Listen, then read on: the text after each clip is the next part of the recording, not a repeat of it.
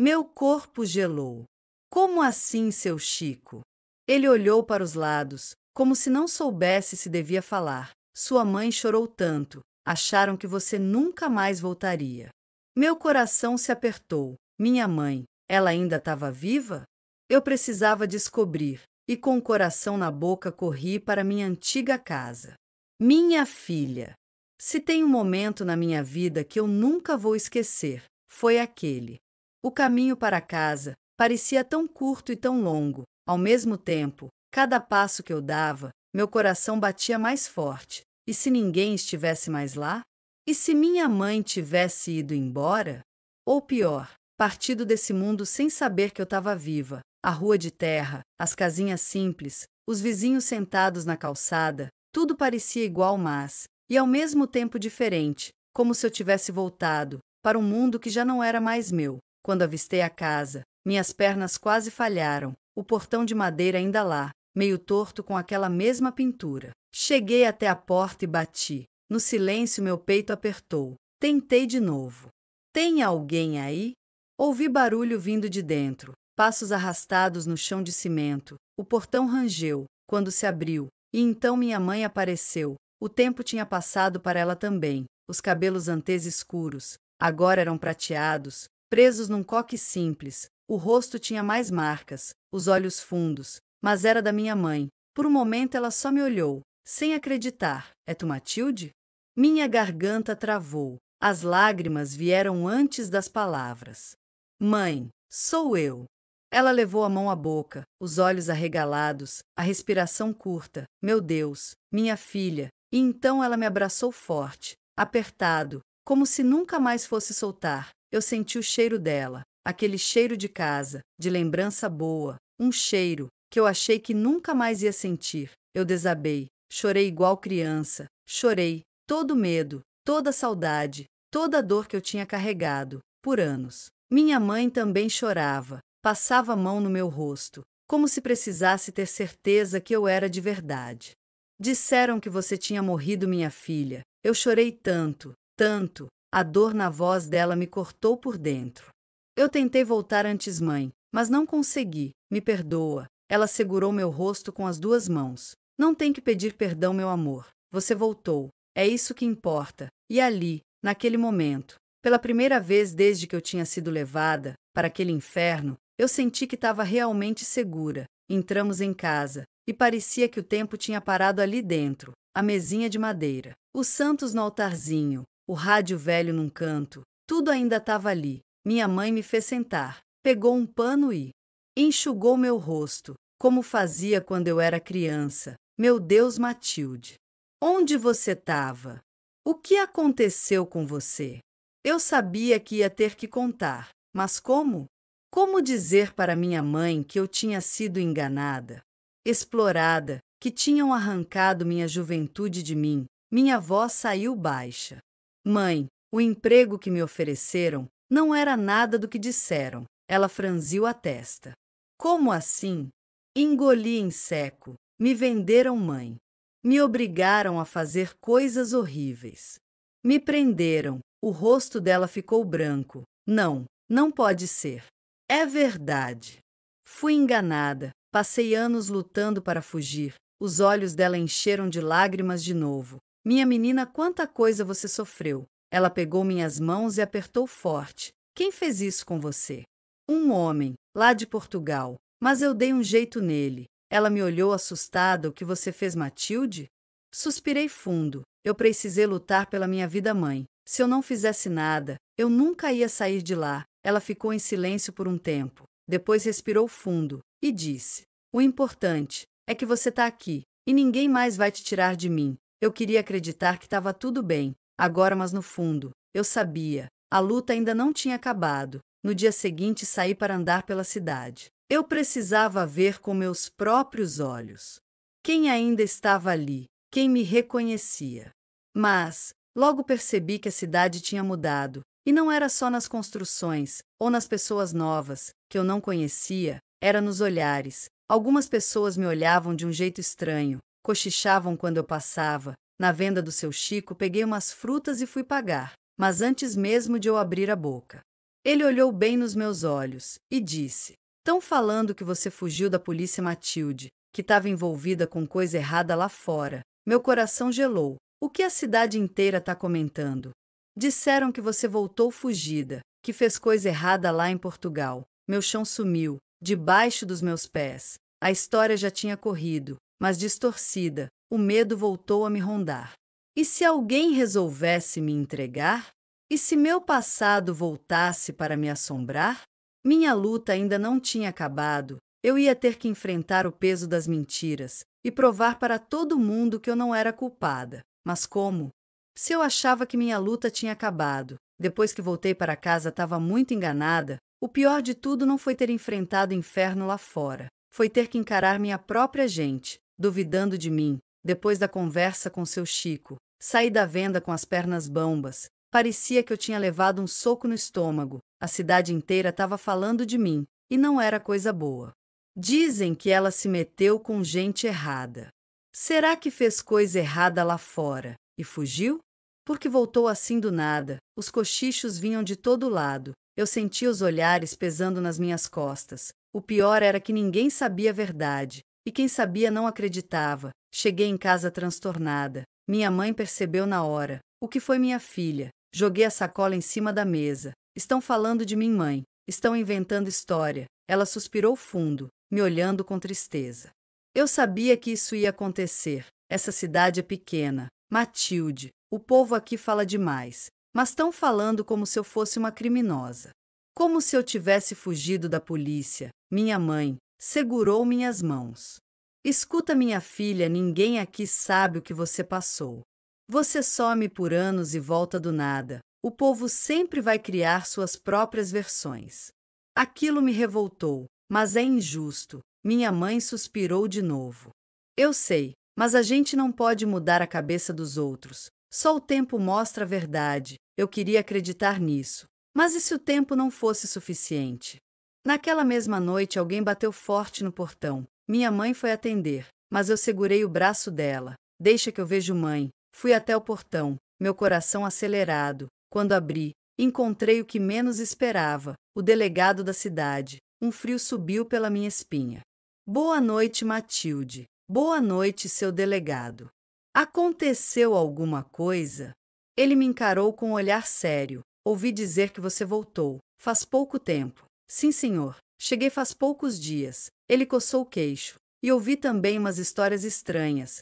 Gente dizendo que você fugiu de Portugal. Depois de se meter em problemas, meu estômago revirou. Ele continuou me estudando com aqueles olhos desconfiados. Você sabe que, se houver qualquer denúncia contra você lá fora, a Polícia Internacional pode vir atrás, né?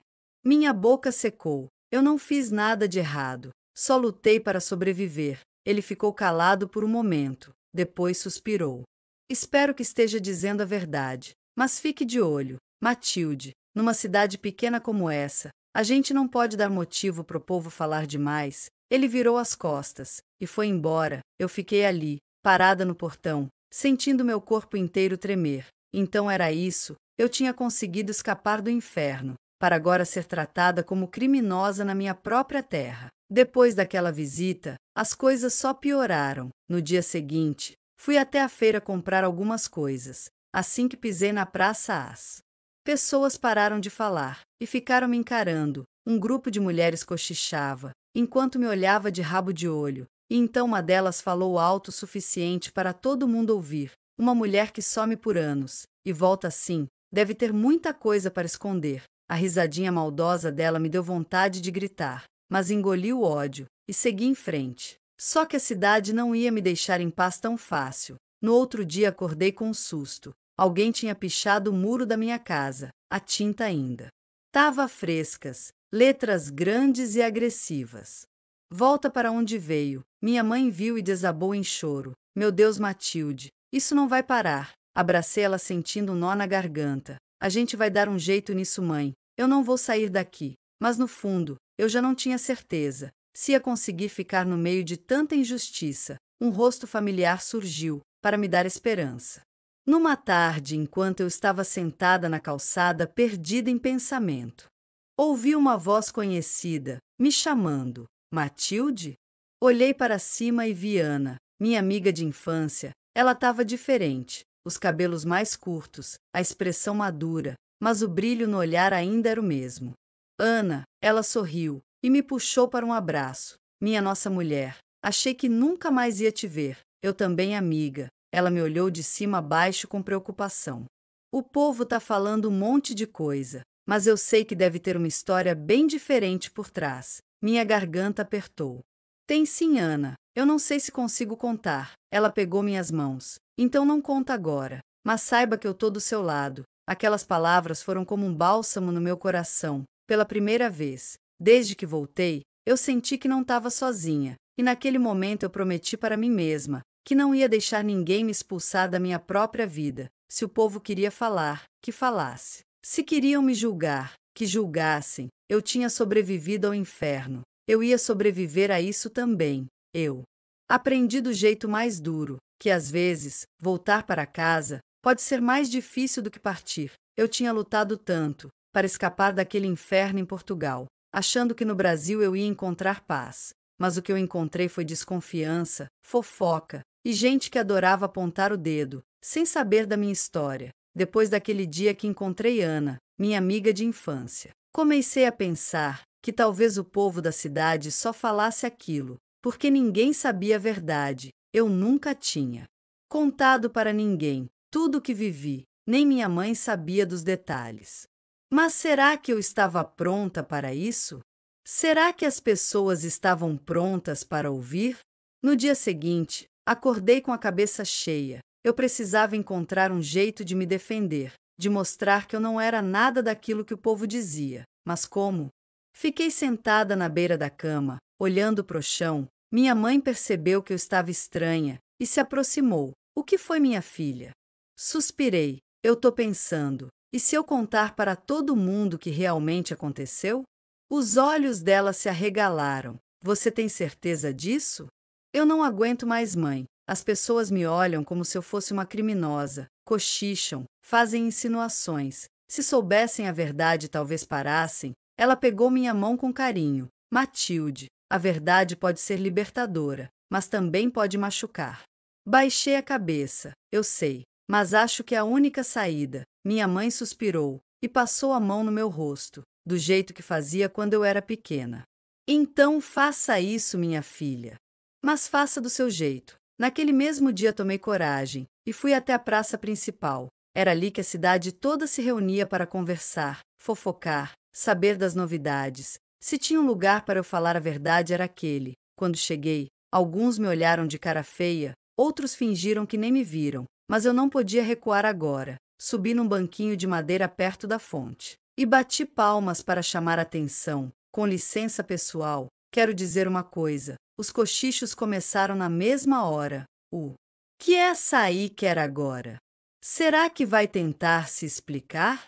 Ignorei os comentários e continuei. Eu sei que vocês estão falando de mim. Sei que tem gente espalhando mentira dizendo que eu fugi da polícia, que fiz coisa errada lá fora. Mas agora eu vou contar o que realmente aconteceu. O silêncio tomou conta da praça. Respirei fundo. Meu coração parecia que ia sair pela boca. Mas eu comecei a falar. Contei tudo desde o dia que recebi a proposta de emprego, minha viagem para Portugal, a ilusão de que ia trabalhar como babá e o momento em que percebi que tinha caído numa armadilha. Falei da minha dor, do medo que senti, da prisão dentro daquele cabaré, das noites em que chorei até dormir, das vezes que tentei fugir e falhei. Quando olhei em volta, vi algumas pessoas de boca aberta, outras com lágrimas nos olhos. Mas não parei. Contei da minha fuga, do jeito que ataquei aquele desgraçado, para conseguir escapar, e finalizei dizendo: se vocês querem me julgar, julguem, mas julguem sabendo da verdade. Eu não fugi porque fiz algo errado,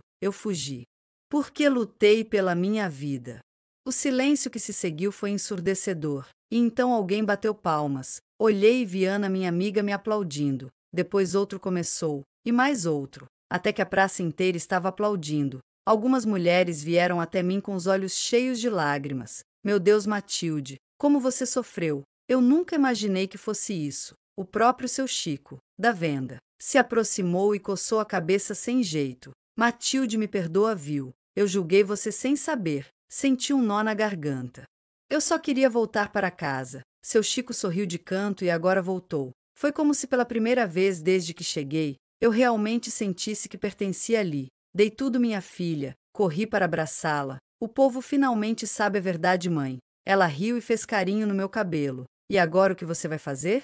Fiquei em silêncio por um momento. Eu sabia que mesmo com o perdão da cidade, o passado nunca ia sair de mim. Mas eu também sabia que não ia deixar ele me definir. Agora, mãe, agora eu vou viver. E foi ali naquela noite que eu entendi que a minha luta ainda não tinha acabado. Mas pela primeira vez, eu estava pronta para encarar o que viesse. Depois daquele dia na praça, achei que as coisas iam melhorar de vez, e de fato, o povo já não cochichava tanto pelas minhas costas, nem olhava com aquela cara de desprezo. Mas sabe o que eu aprendi? Que tem coisa dentro da gente, que nem o tempo, nem o perdão dos outros, consegue apagar fácil. De noite, quando eu deitava na cama, o passado ainda voltava. Às vezes eu fechava os olhos e sentia de novo o cheiro enjoado do cabaré. Ouvia aquelas músicas altas, o riso forçado das mulheres, que, como eu, foram presas naquele lugar. Algumas nem tiveram a sorte que eu tive. Eu ficava me perguntando se aquele desgraçado tinha morrido ou se ele estava vivo, solto por aí, enganando mais meninas. Esse pensamento me consumia. Era como um fantasma que eu não conseguia espantar, mas eu não podia me entregar para aquilo. Não depois de tudo que lutei para voltar um dia. Minha mãe me chamou na cozinha. Matilde, minha filha. Já tá na hora de você arrumar alguma coisa para fazer, né? Não pode ficar em casa o dia todo, pensando no que passou. Ela tinha razão. Eu precisava ocupar minha cabeça, dar um rumo para minha vida. Mas fazer o quê? A cidade era pequena, não tinha muitas oportunidades, e com toda aquela história que o povo espalhou antes, não seria fácil encontrar alguém disposto a me dar emprego. Foi aí que minha mãe disse: quando era menina você fazia suas próprias roupas. Sim, ela achou a máquina velha. Aqui em casa, você pode usar até conseguir comprar a sua. Eu fiquei meio receosa no começo. Mas o que eu tinha a perder? Naquele mesmo dia, fui até a casa dela e sentei diante da máquina de costura.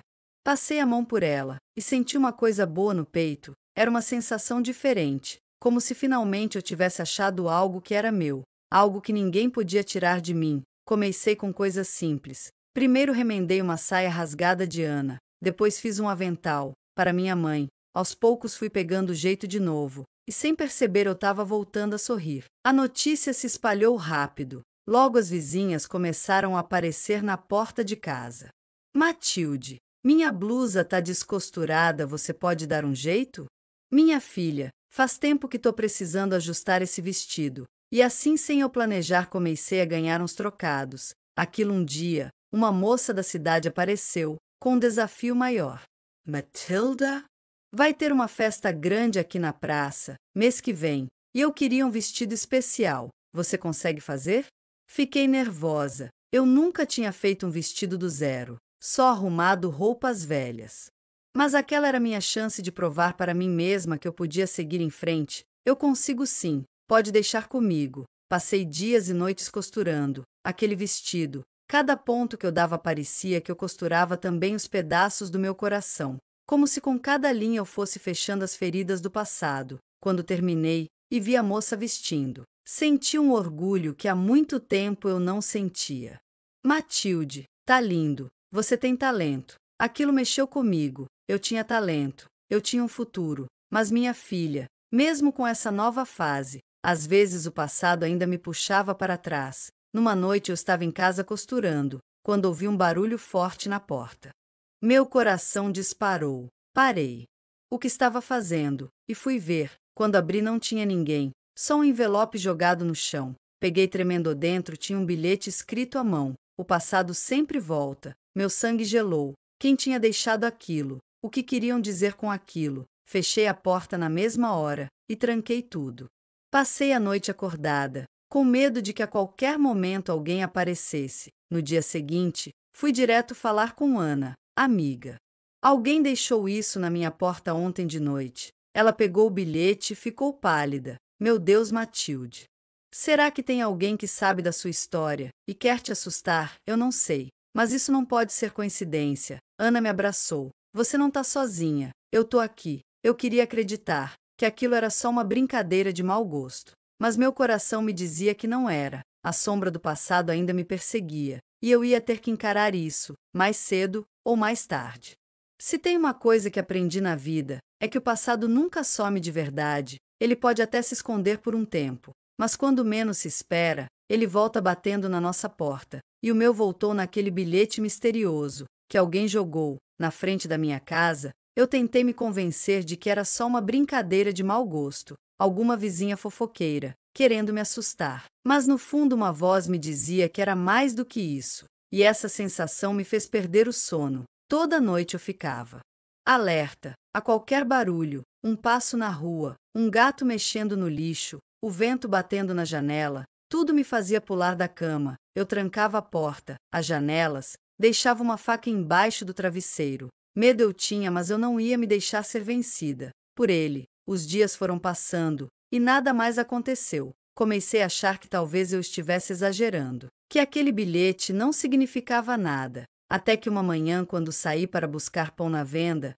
encontrei um homem parado na esquina da minha rua. Ele vestia um terno amarrotado, usava um chapéu escuro e fumava um cigarro. Mas o que me arrepiou foi o olhar. Ele olhava direto para mim, sem piscar, como se me estudasse. Eu congelei no meio da rua. Será que era só um estranho qualquer? Ou ele está ali por minha causa? Respirei fundo e segui em frente, fingindo que não vi, mas por dentro meu coração estava disparado. Naquele mesmo dia, fui até a casa de Ana e contei o que aconteceu. Matilde, isso tá me cheirando mal. Você tem certeza que aquele homem nunca te viu antes? Eu não sei, Ana, mas ele me olhou de um jeito estranho. E o bilhete, você ainda tem ele? Peguei o papel amassado no bolso da saia e entreguei para ela. Ana leu de novo, com a cara fechada. O passado sempre volta. Quem escreveria isso para você? Eu fechei os olhos e tentei lembrar. Quem ainda poderia querer me assustar? Depois de tanto tempo, foi aí que um nome me veio à cabeça. E se o patrão do cabaré sobreviveu? Ana regalou os olhos. Matilde, não brinca com isso. Você acha que ele poderia estar atrás de você? Eu não sei, Ana, eu não sei. Mas e se for? E se ele descobriu onde eu tô? Aquela ideia me deixou sem ar. Passei tanto tempo fugindo, reconstruindo minha vida, e agora tudo aquilo podia desmoronar. Nos dias seguintes comecei a notar que o mesmo homem do chapéu aparecia sempre por perto. Ele não fazia nada, só ficava na esquina, me observando. Se eu ia para a venda, ele estava lá. Se eu passava na praça, ele estava sentado num banco. Se eu saía no quintal de casa, sentia que ele me vigiava de longe. O medo tomou conta de mim. Eu já não conseguia dormir direito. Mal saía de casa. Minha mãe percebeu. Minha filha, o que está acontecendo? Você está diferente. Não tive coragem de contar para ela. Não queria preocupá-la ainda mais. Mas eu sabia que não podia continuar assim. Eu tinha que fazer alguma coisa. Numa tarde tomei coragem. Peguei uma echarpe, cobri a cabeça e fui até a praça. Sentei num banco e fiquei esperando. Eu sabia que ele apareceria. E apareceu. O homem do chapéu parou perto de mim, como se estivesse só de passagem. Mas eu sabia que não era coincidência. Respirei fundo e encarei ele. Quem é você? Perguntei, minha voz saindo mais firme do que eu esperava. Levantou uma sobrancelha surpreso por eu ter falado. Sou um viajante. Respondeu com meio sorriso. Viajante? Que fica dias me seguindo. Pesou nele com a ponta do sapato. Depois olhou direto nos meus olhos. O velho morreu naquela noite. Eu congelei. O que, o patrão do cabaré? O sujeito que você esfaqueou morreu dias depois no hospital. Minha respiração travou. Como você sabe disso? Ele deu de ombros. Eu era um dos seguranças do cabaré. Vi quando você fugiu. Meu sangue gelou. E o que você quer comigo? O homem sorriu de canto. Nada. Só queria ver como você estava. Depois de tanto tempo saber se carrega algum peso na consciência, meu coração disparou. Eu fiz o que fiz para sobreviver.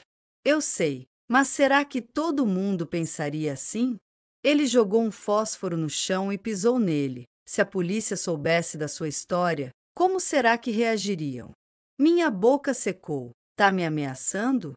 Ele riu baixo. Não, Matilde. só te lembrando que o passado sempre encontra um jeito de voltar. Eu senti o estômago revirar. Então, sem dizer mais nada, ele se virou e saiu andando, como se nada tivesse acontecido. Fiquei ali, sentada sem conseguir me mexer. O homem sumiu na esquina. Mas o que ele deixou para trás foi um peso enorme no meu peito. O passado que eu tanto tentei esquecer, agora tinha um desfecho definitivo. O patrão realmente tinha morrido. E eu tinha sido a causa disso. Por mais que eu soubesse que fiz aquilo para escapar, agora a verdade era outra. Eu carregava nas mãos a marca de uma vida tirada. E como eu ia seguir em frente, sabendo disso? Depois daquela conversa na praça, meu mundo virou de cabeça para baixo. Era como se um buraco tivesse se aberto dentro de mim. Durante anos, eu me agarrei à ideia de que aquele desgraçado podia ter sobrevivido, que talvez ele estivesse em algum canto do mundo, mas longe bastante para nunca mais cruzar meu caminho. Mas agora eu sabia que ele estava morto, e que a culpa era minha. Por mais que eu soubesse que fiz aquilo para escapar, a sensação de ter sangue nas mãos me pesava. Eu não era uma assassina. Mas o que eu fiz era algo que eu nunca poderia apagar.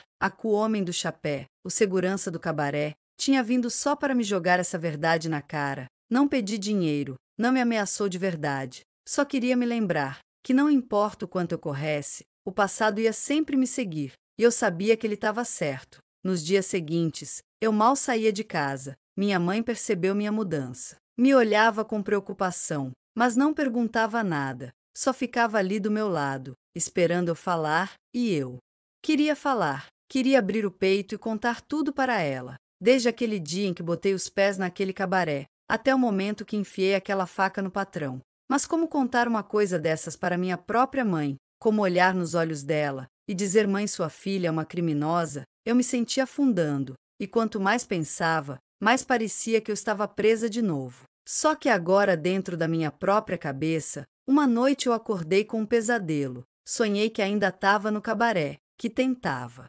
fugir, e o patrão me pegava pelo braço. Mas quando eu olhava para o rosto dele, não era ele, era minha própria imagem refletida. Acordei suada, tremendo, com um nó na garganta.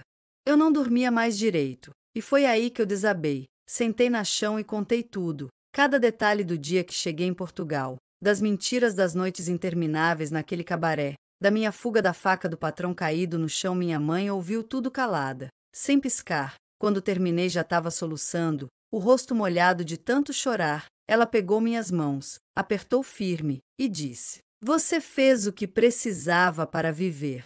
Mas mãe, e se ele não merecia morrer? E se eu tivesse feito outra coisa? Ela balançou a cabeça. Quem te prendeu lá? Quem te tirou da sua casa? Quem te obrigou a viver naquele inferno foi ele.